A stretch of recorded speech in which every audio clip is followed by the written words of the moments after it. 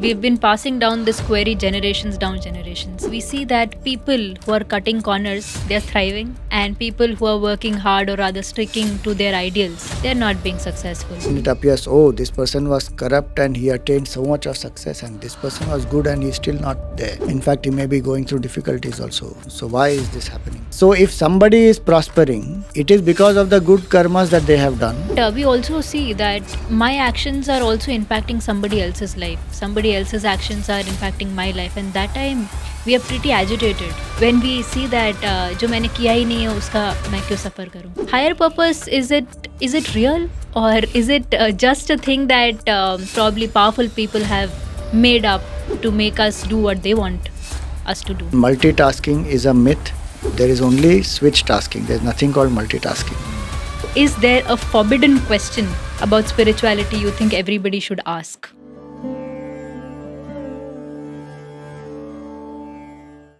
This is, I think, a common question which we've been passing down this query generations down generations. And even today, on campus and online, we see that people who are cutting corners, they're thriving. And people who are working hard or rather sticking to their ideals, they're not being successful. So there is like a genuine inquiry everybody has कि जो गलत कर रहे हैं वो अच्छे बनते ही जा रहे हैं, उनका सक्सेस होता ही जा रहा है. और हम लोग, if we are trying to stick by the dharma, we are not really successful. How do you see that?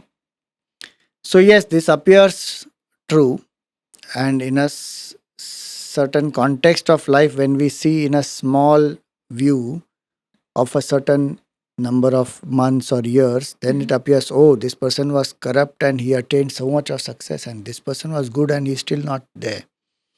In fact, he may be going through difficulties also. So why is this happening?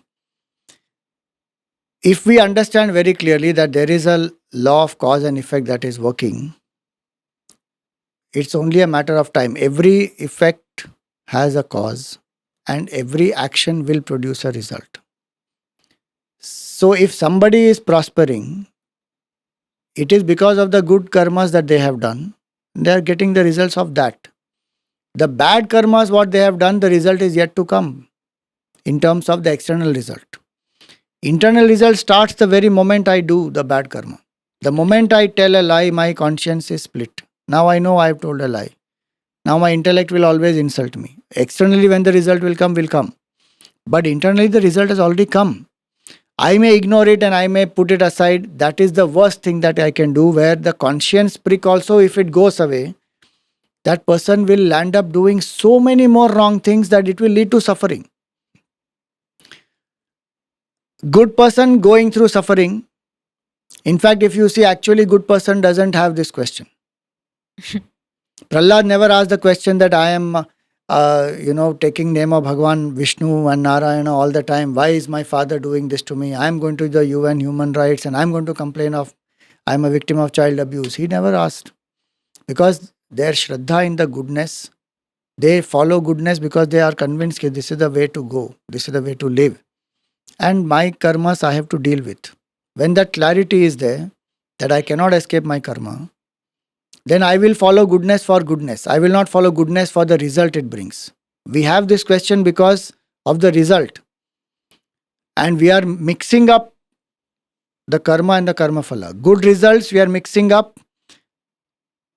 Bad results we are mixing up with good karma. And good results we are mixing up with bad karma. It doesn't work like that. Good karma produces good results. Bad karma produces bad results. So if we say good people are suffering, it is because of some negative karma they would have done in the past. And if bad people are prospering, it is some good karma they have done in the past. Both these people, the good karmas of the good people have not yet fructified. Bad karma of the so-called bad person has not yet fructified. When it fructifies, then one observes. So if one sees in the big picture of life, one will understand many things. But this big picture of life is again not limited only to one life, which is why the challenge comes. Right. The mind chooses not to focus on certain people who are supposed to be prospering, following the bad path or the wrong path. Then they are suffering also. When those results come, people are not seeing, or they are not choosing to focus. Because sometimes we want excuse for our behavior. We don't want to follow morality. We are not convinced about the need for morality or dharma, and so we feel take this shortcut. This is how the world is going on. Which is why Ratnakar's example is very important to understand. When Ratnakar was told by Naradji that who will pay the price for these negative things that you are doing, he said, my family will be with me. Hmm. And when he realized, the family is not going to be with him, he has to face it all alone. It hit him very hard that each of us are on our own journey. We are alone in this life. Right. We may have people with us, but what I am going through is in my mind, and what my mind goes through, my body will go through. So I am an individual, has to go through what I am doing. My results, others won't be paying the price for it. I will pay the price for it. They are connected to me, they will pay certain price, but otherwise I have to pay the price. So when I know that clearly, that I have to face my life, my results, then I will learn to become. Ratnakar did not find shortcuts. He said, now I need to transform. I need to give up this negative thinking and I need to follow the path of the good. And last point to understand is, when we understand very clearly that when I follow anything negative, the first person to suffer is me. Right. Suffering starts immediately. There is no doubt whether it's externally visible or not. It starts internally already. Why do I want to go through that? It is always better to struggle in the world with certain lesser comforts and conveniences than to suffer internally the moral compromise. Right. Swamiji, you just mentioned that my actions will lead to my consequences and then I'll suffer through them. But we also see that my actions are also impacting somebody else's life. Somebody else's actions are impacting my life. And that time we are pretty agitated when we see that जो मैंने किया ही नहीं है उसका मैं क्यों suffer करूं. How do we understand this whole framework? Our actions also influencing the lives of others and their actions ours. Yes, because life is interdependent. What we do affects others, what others do affects us, no doubt. But it is interdependent based on karma, it is not random. Mhm. So if I am going through something, it is only because there is a karmic connection and I have to exhaust certain karma with certain person, then only I will go through it. Otherwise, I won't go through it. And so that's why if the law of karma is understood well, what we understand through that is each one will get what they deserve. I will not be able to get what I do not deserve, and nobody can prevent me from getting what I truly deserve. Right. If I have that clarity, then I will be secure in life. If something has come to me, it is because there is some connection. Now, how do I deal with it and face it now? That is my free will now. Right. But it has not come randomly. And which is why it is more important to be alert and conscious while doing karma. Each of us, if we are conscious while doing our karma, that my karma affects others, and others, when they do their karma, they are conscious that it affects me and other people, then life is much more harmonious. Where this doesn't happen and I become very selfish, then that selfishness itself will pull me down more than any other karma of anybody. Right. My selfishness itself will pull me down. One more question I had when you explained karma was that karma, it for me is a theory, as in because it's not visible. So that's our limitation, that we only take cognizance of things that are visible to us. That's why karma for me, okay, I take it because you've given me, I respect you and take it as a theory. And that's, I also take it not just because you've told me, I also take it because it's appealing to my logic, because I don't find any other answer that is going to give some direction to my question, where why this happened. So why this happened is not having an answer even through science. So the best bet I have is to believe you and consider that karma as a theory exists. There is past life, there is punarjanma also. This is where I place myself currently. But it is still difficult to accept whenever something goes south, to accept the fact that you place the whole thing to an unknown factor and tell, okay, it's karma, because you've not seen it. And you've given me an example that Arjun would have had guilt if he wouldn't have fought the war. We are saying he would be guilty because he expressed those emotions in the first chapter because he feels, no, I can't kill them. At the same time, why is he having a? Then why is he feeling this conflict? He could have chosen clearly saying, "I'm going." Yeah, It, the fact that he's having a conflict means he knows he has to do a duty, but he doesn't precisely. want to go. Hmm. But he wants to go also because I'm getting emotionally overrun. I can't handle that emotional situation there. Right. So he would have gone through guilt. There's no doubt in that. Absolutely. That's a question even I had. That if he really didn't want to fight the war, he might as well But, just yeah, why did he leave. even prepare? No? Why did he even prepare for 12 years for the war? He knows he has to fight the war. And there's no doubt in his mind that this is the duty of his as a Kshatriya. Precisely. But his emotions have overwhelmed him and he doesn't know how to deal with that. I think this is the point all of us are going to resonate with. Because in heart of hearts, a lot of times we know what is right. And the agitation is not because I'm not able to, or rather, I know what I should do. And I'm not wanting to do it because something is hindering me. I exactly know what is supposed to be done, but I'm not going to do it because something. So that this whole process is what is leaving us agitated. That is the question that Arjun himself has asked in the third chapter of the Gita. When Bhagwan explained to him the whole Karma Yoga aspect, then at the end of the third chapter, concluding part, he is asking that question that what is it that is compelling a person to commit sin? Hmm. Atha kena prayuktoyam papam charate purushaha. Anichannapi varshneya. Unwillingly, this person is doing sin. Right. Compelled by what force? Baladiva niyojitaha. What force is that which is compelling him to do this sin? When we know what is wrong, why do we end up doing wrong?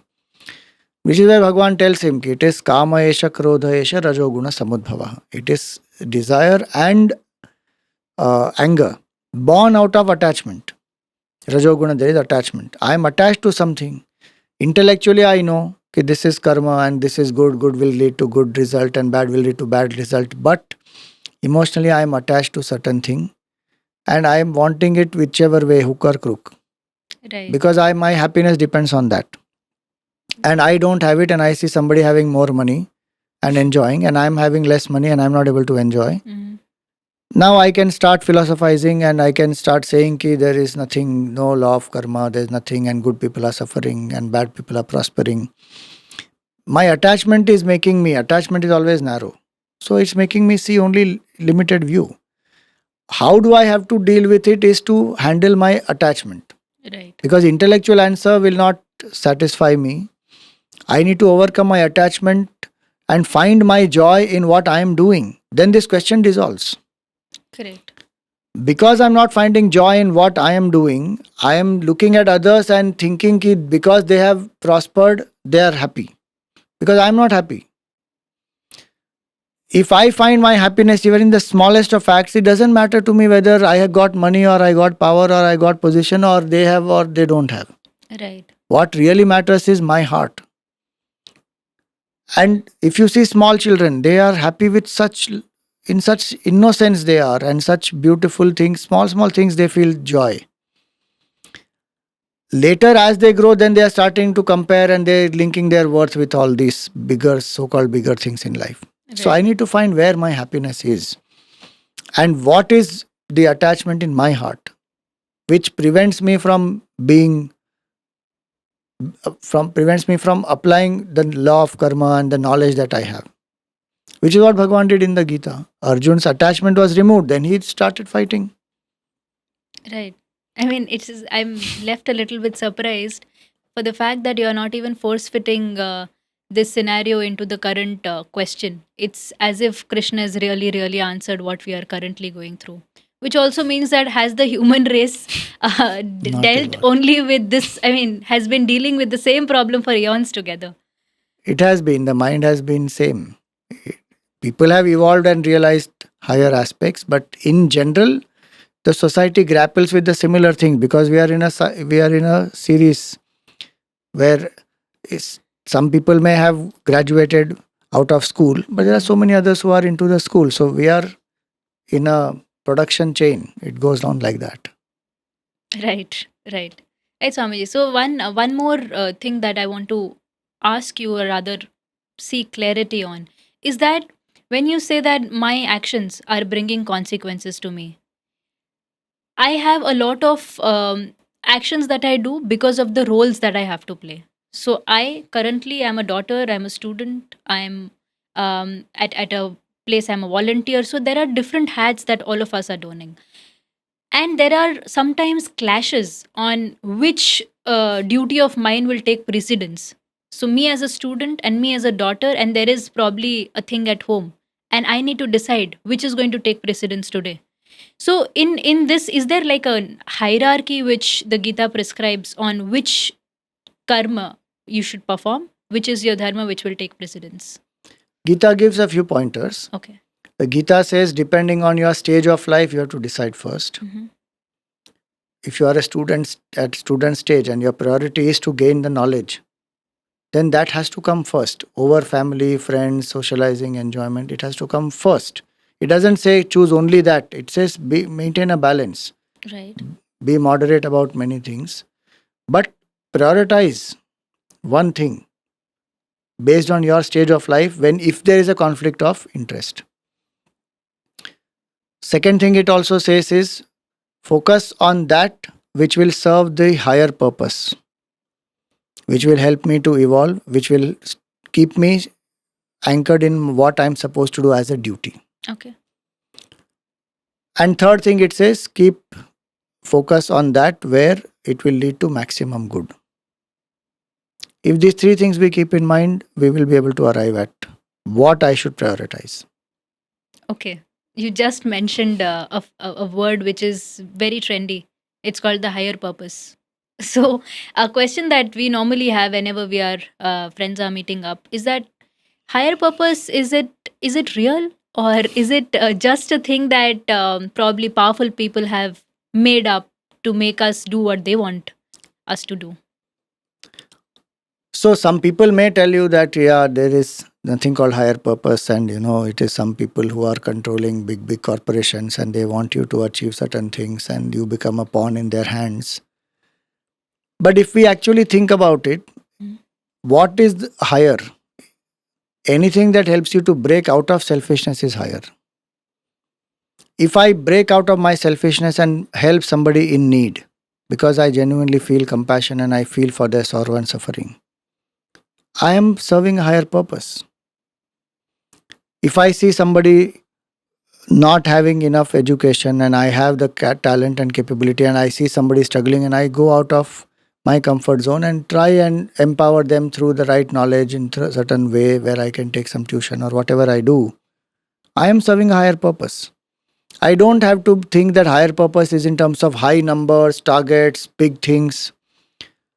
Anything which helps me to go out of my ego, Right. identify with the nature around, with the people around, and see certain oneness and operate from that higher nature of ours, because all of us are ultimately one, then that is serving higher purpose. Now, it can have bigger numbers, it can have smaller numbers, that is uh, dependent on many factors. But there is a higher purpose, there is no doubt. I, as an individual, if I think only for I, me, and mine, limited potential of mine will manifest. If I think in terms of we, it will manifest much more. And lives of so many people explains that.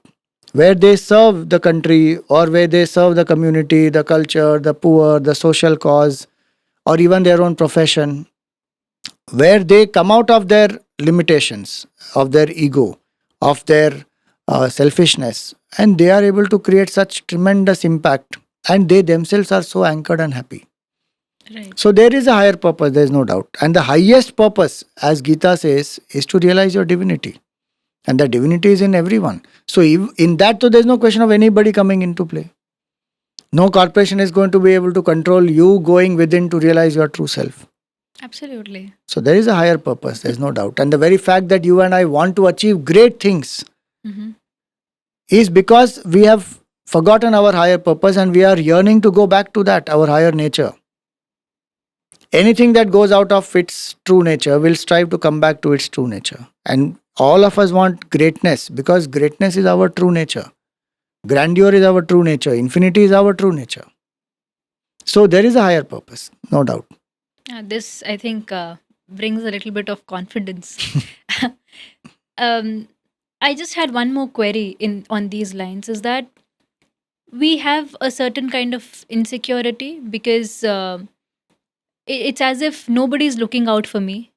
It's just me who's going to look out for myself. So in this whole scenario, why do I even care to probably extend and look out for others when nobody's looking out for me? And I don't know why, but we are somewhere in this victim mindset that you do you, me do me. So in that scenario, it leaves us in a position where you got to guard yourself pretty much, or you got to look out for yourself, and you have to make sure that you are going the right way. Why do I even think about others? So, yes, there's no doubt that I have to look out for myself because it's my life, my journey. And I have to be sometimes cautious also. There may be forces who can exploit and create harm to me. Mhm. But the truth is also this, that we are interconnected and interdependent and we are one. Even for me to exist as an individual, the entire universe has to be cooperating and functioning in a certain way for my survival itself. The Right. air that I'm breathing is coming from so many trees, plants, beings, animals, mountains. If they are not there, I can't breathe. Water that I drink, the things that I do in the world, the laws of karma which are there and because of which I get the results, the people who are around me, who have nurtured me, nourished me, provided me love, knowledge, education, capabilities. Mm. There is one integrated whole always. Right. Though there are parts, the body is the best example. Puja Gurudev, Swami Chinmanand used to give this example. The body is one whole. Do you Right. look at your body as one whole or do you look at the body as different parts, each one doing their own job? If the stomach says, my job is only to digest and I am not going to give this energy to anybody, this is my food, my digestion. Stomach can't survive because the food won't come into the stomach if mouth doesn't pass it on. Precisely. The whole body acts as one unit. Precisely is what Vedanta is saying. The entire creation is one. Right. And you cannot divorce yourself away from it. All the sorrows and challenges we have created in human life, as well as for the society and the nature around us, is because of this very narrow vision of only I, me, and mine. So you do you and me do me will apply in a certain context, no doubt, because we all have to do our duties. In duties context, you do you and I do I. If I don't do what I have to do, you won't benefit. And if you don't do what you do, I can't benefit. Right. But I can't do only I. And you can't do only you. You and I both have to drop that you and I and come into we. Then there is a balance. Both these are important. I have to do what I have to do as well as I have to think of for others. Right. The challenge in that is they are not others. If I understand that, they are me. Right. Then this question disappears. Absolutely. So the baseline is that we can't work in silos. We can't Yes. operate like that. Yes. I in fact also got reminded when we were talking about one thing that appeared on my Instagram feed. It said that if you are thinking that you would bake an apple pie from the scratch, my dear friend, you're in delusion. Yes. So how can you even? I mean, from starting from every single ingredient, it's not you who's doing it. So rather, it's better as soon as possible come out of that delusion that you're doing it everything from the scratch. There's everybody supporting you. That's why you're able to function. True that. Um, Swamiji, I want to take this discussion forward and move towards a slightly different aspect that all of us youngsters, because today I represent the youth while sitting with you, it's my responsibility to pose questions to you that all of us juggle with. Um, Overthinking. This is a hot topic and it's like an unending circus. So what happens is, and mostly when we go to bed, when it's precisely time to sleep and you're retiring for the day, you're not really retiring. And when you're as nearing your bedtime, you have as if notifications coming to your mind. All to dos will probably pump in only during that time. So, does Gita comment anything on overthinking? Yes, Gita does say that Vyavasayatmika buddhi ekeha kuru nandana. That those who have integrated their personality, their minds are single pointed. Okay. And so Gita does tell us Bahushakayanantascha buddhayo avyavasayinam. Those who have not integrated their personality, their mind is all over. Mm-hmm. So Gita tells us to align our head, heart, and hands. Right. I know that there are many things to be done. I need to prioritize, focus, and execute. So prioritize in thought process ki these are the 5 things I can do tomorrow. Focus on it when you are doing them. And Gurudev always said, bring the mind where your hands are. That is ekagrata. Right. And then you execute. Mm-hmm. When the time for execution comes, don't start over analyzing and evaluating ki should I do, should I not do. You should have done that before in prioritize phase, focus phase. Now you execute. And when you get things done, you feel so happy and satisfied that this is done, this is done, this is done. So also consider how much you have achieved and Right. feel grateful for it. Then you have confidence and strength in your mind that yes, there are many things to achieve. I have achieved many more before and many more I can achieve in future. So I can sleep peacefully. The anxiety comes because I feel I won't be able to achieve. What if this doesn't happen? What are the factors that can be problems? How do I deal with it? And what will be the consequences? Now I'm sitting and analyzing all that. Yeah. Nothing wrong in objectively analyzing it, but it stems from a certain lack of clarity and lack of confidence. Right. And which is why prioritize, focus, and execute. Prioritize speaks about clarity, and focus and execute will give you the confidence. Then overthinking can be handled. I think yes.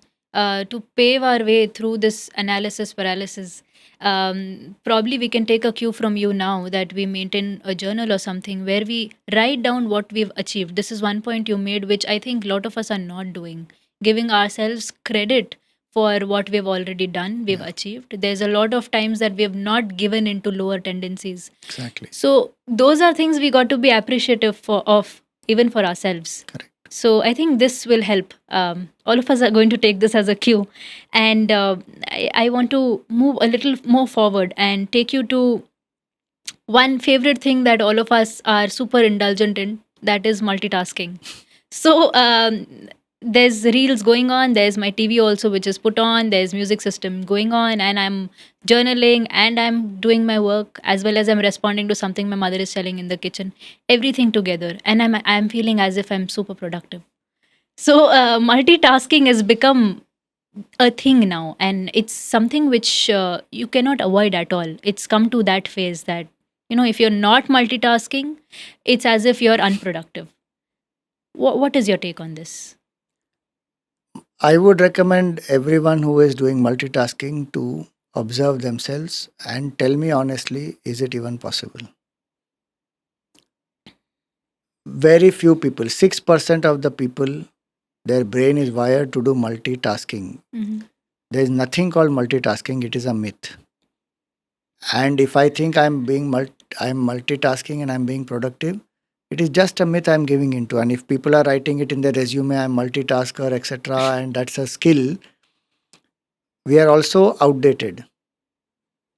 Because today the world has moved away from multitasking. We are Right. living in a past era if we are talking about multitasking, because the world has very clearly understood that multitasking is a myth. There is only switch tasking. There is nothing called multitasking. We are switching. If you are watching television and eating food and answering phone calls and replying to your mother all simultaneously, you are not at all doing it simultaneously. You are doing it one after the other. You are just switching between the tasks. At a time, you are doing only one thing. And maybe certain actions are subconsciously built up. So while driving the car, I can listen to some music or I can have a conversation. Even there, the attention is actually switching between the driving and the conversation, if I observe closely. And which is why accidents and many things also are a big possibility there.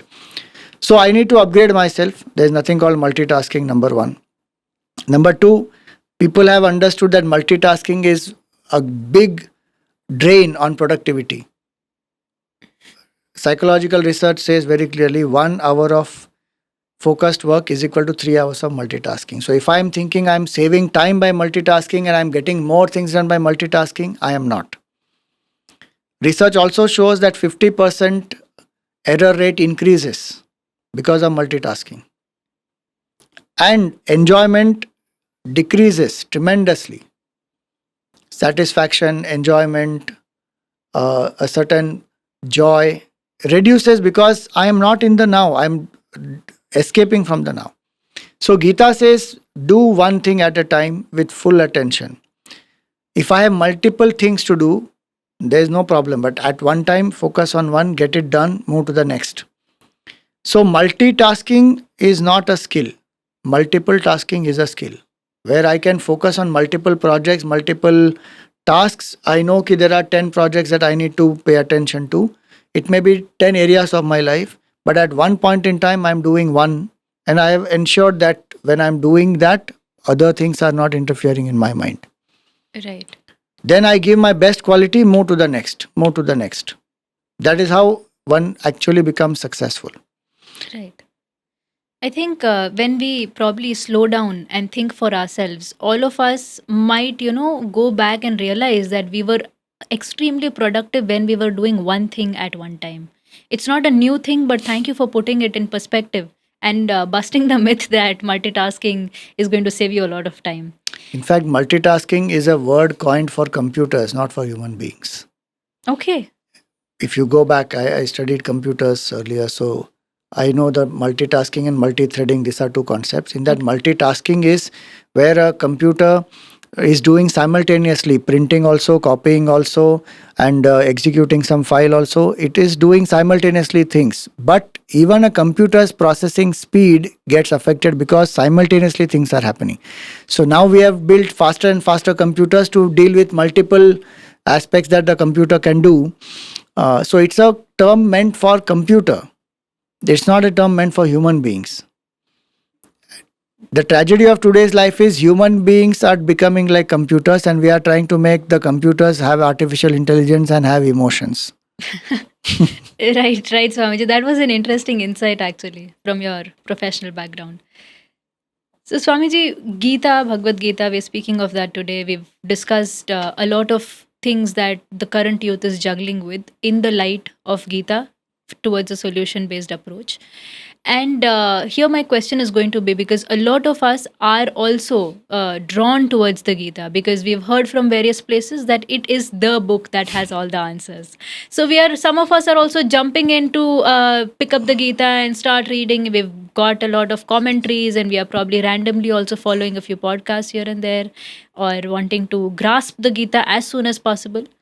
But we've heard from you in during the classes of Chinmay Yuva Kendra and otherwise that Gita is not to be taken as the first text. Could you please elaborate for the benefit of everybody?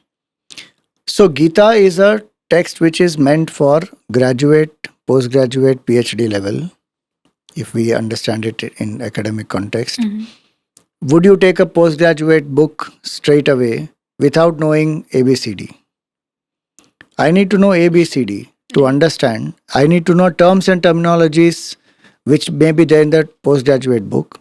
I don't take a book of quantum physics and start studying without knowing what is quantum and what is physics and what is consciousness. I have no idea.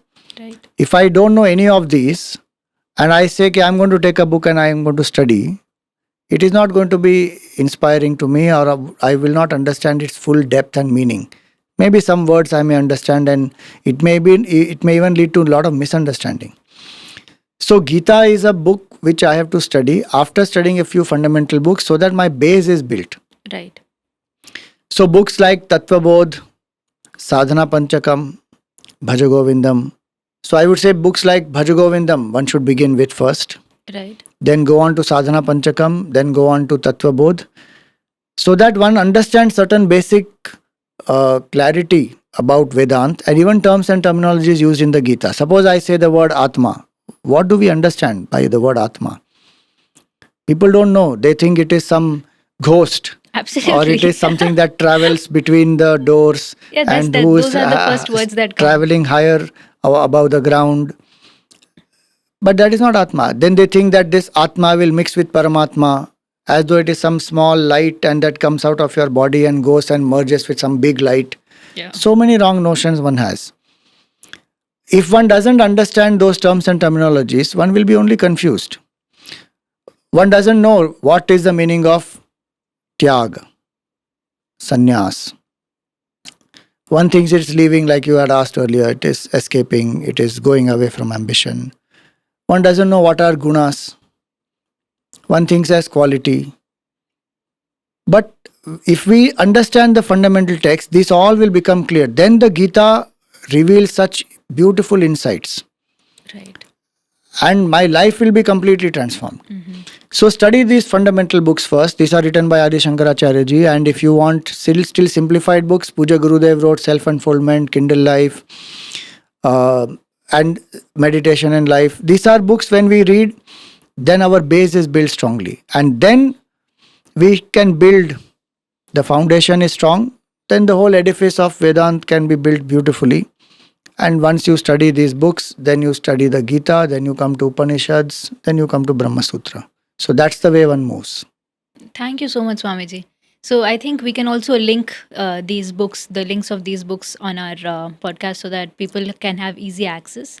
But even these books, Swamiji, Bhaja Govindam, Sadhana Panchakam, do we need some guidance to understand these, or can we like simply pick it up, read the commentaries and still make sense? You can do both. If you take up commentaries, if you take up only the verses and study, unless a person is very, very reflective, they may not be able to understand its full depth. That's why commentaries are always helpful. So take up the commentaries of great masters. There are many of them who have written. Gurudev himself has written on Bhaja Govindam, Sadhana Panchakam, Tattva Bodh. Many of these books, the commentaries are there, and various other people have also written. And I would say that use technology, and there are talks available today. Listen to the talks. That will be much more engaging. As well as if you can join study groups or discussion forums where somebody is actually teaching. If you listen to it live and interact, question answers you are able to do, then much more clarity will come. And discussion also one has with certain like-minded people, that enhances the clarity. Right, Swamiji. So, speaking of that, are there any opportunities for systematic learning in Chinmay Mission? There are many. Chinmay Mission and Gita are synonymous. Gurudev made the Gita accessible to all the age groups. He brought it to the corporate world, brought it to the colleges of the youth, brought it to the army, brought it to the homemakers, brought it to all different age groups, professions. Even for children, he has written Gita for children. So, Chinmay Mission has lots of opportunities. One is the commentary of Puja Gurudev himself. Holy Gita is one of the best commentaries. Then we also have systematic discussion groups where we study these fundamental books, conduct the discussions. For elders, it is called study group. For the youth, it is called the Chinmaya Kendra discussion group. One can study in those forums. There are trained sevaks who can guide the discussion. If one is traveling a lot or if one wants to do it at one's own pace, then Chinmay Mission has the systematic courses which will come to you by snail mail or by email. So our research organization, Chinmay International Foundation, chinfo.org is our website. Right. There the fundamental courses are conducted which will even prepare us for the Gita. So Foundation Vedanta course, Advanced Vedanta course. And then one comes to Bhagavad Gita course, then the Upanishad course. So each month you get 2 lessons and you answer the questionnaire and you send them back, you get evaluated. Next 2 lessons come, and over a period of 12 to 18 months you are able to study at your own pace, and there are practical exercises also that you can do. So there are lots of these opportunities. There's Gita chanting also that one can do. Competitions are being conducted, so that from childhood we get familiar with the Gita, so that when we chant, then we want to study, then we want to know the philosophy, then we will live the philosophy. Right. So that way there are a lot of these opportunities, and one can definitely study the Gita and transform one's life. I just want to take a moment and express gratitude to Gurudev Swami Chenmayananda, because how he has made Gita popular. It's literally in everybody's hands, and it's so simplified that you can understand it. And I'm so happy, Swamiji. Thank you for sharing all these forums where people can engage in learning. As much as I love this conversation, we've come towards the end of it today. And towards the end segment, I have for you a few rapid fire questions. May I? Yes, please. So, Swamiji, what is one myth about spirituality you want to smash? That it is different from the religion, and it is something that takes you away from life. Okay. And what's that one myth that you've come across about meditation or sadhana? About meditation, people think that it is a state of thoughtlessness or True. a blank. Yeah. And if you got to explain the Gita to a skeptic in one sentence, how would you do that? You are what you seek. Supreme happiness is what you really seek, and that is your true nature. That's interesting that Gita tells it, because it's like all over all the quotations that we get on Instagram and WhatsApp groups, that you are what you seek. But I'm pretty sure that Gita comes with a lot of backing, and probably will also explain how this works. Okay, what is that one advice you would want to give to somebody who thinks that being spiritual or growing spiritually means being very serious 24/7? Spirituality and seriousness don't go together. Spirituality and happiness go together. So if you are serious and spiritual, then either you are not spiritual or you have just misunderstood completely whole spiritual I think there's also life. a misunderstanding here with the words sincerity is confused with seriousness. Seriousness. Do you want to tell something about how can one be sincere, not yet serious, and not a grumpy person who everybody is looking at and thinking, oh my God, I don't want to be spiritual if this is what being spiritual means? So spirituality is required for what? Spirit means the self. What is your spirit? And that spirit's nature is happiness. Mhm. Happiness and seriousness don't go together. Sincerely, I pursue what I want to pursue. I find joy on the way and I find joy in the destination, because the happiness is not some destination I'm reaching. It is here and now, my true self. And the way is happiness. How can the way to happiness be seriousness and being sad? It has to be happiness. So the happiness is the way to happiness. And that's what spirituality is telling us. Sincerely, I pursue the path, I will discover that happiness. Sincerity and happiness are going together in the journey, in the sadhana. One of the things that I found super interesting in the Vedanta philosophy is that it says you are already that. You are already the supreme consciousness. It's just that you've forgotten it. I mean, it is so difficult to digest sometimes, because everybody is asking you to probably become somebody, reach somewhere. And here they are telling that you are already that. Probably you've forgotten it. And you got to uncover a few layers to realize it. So, True. pretty interesting. Coming back to my questions, I have for you, is there a forbidden question about spirituality you think everybody should ask? Ask always, why are you doing what you are doing, whether in spiritual realm or outside it. In fact, there's nothing outside spiritual realm. Everything is within spiritual domain only. So always ask, because when we don't ask, we are in ignorance. We get exploited. Absolutely. And if somebody forbids you from asking question, then that is not spirituality. I'm not sure if all the people who are being asked questions to are going to be happy with your answer currently, but that's definitely giving us a lot of pump, the young generation, that it's okay to ask questions. Rather, you're encouraging asking questions, because sometimes we are looked very sternly when we ask a little too many questions. If you are asking questions to learn, to know, there's nothing wrong in it. Mm-hmm. In our culture, Bhagwan himself is being questioned by Arjun. And Bhagwan is answering patiently. Bhagwan is not saying, I am God and I'm telling you, you just follow. Yeah, thus the Gita, thus this conversation is happening. If Exactly. Arjun wouldn't have asked or Krishna wouldn't have allowed, then probably we won't be talking currently Right. on something called the Gita. One last one. What is the one belief you wish Gen Z can unlearn immediately? That spirituality is not required right now. It will take me away from my ambitions and goals. Spirituality is that which will bring you closer to everything that you want. Brilliant. Thank you so much, Swamiji. I loved the conversation today and I'm so happy you could join us. And we're looking forward to many more such interactions where we collect questions from youngsters, we pull in questions, and we also have masters who can answer it so that we get clarity. Thank you so much for joining in today. Thank you, Hari Om. Cherish. It was a wonderful conversation to have. And it was nice to reflect on the Gita. And I hope that it will definitely inspire many young minds and inspire them to study the foundation books and then come to the Gita. Thank you so much. Hari Om. Hari Om.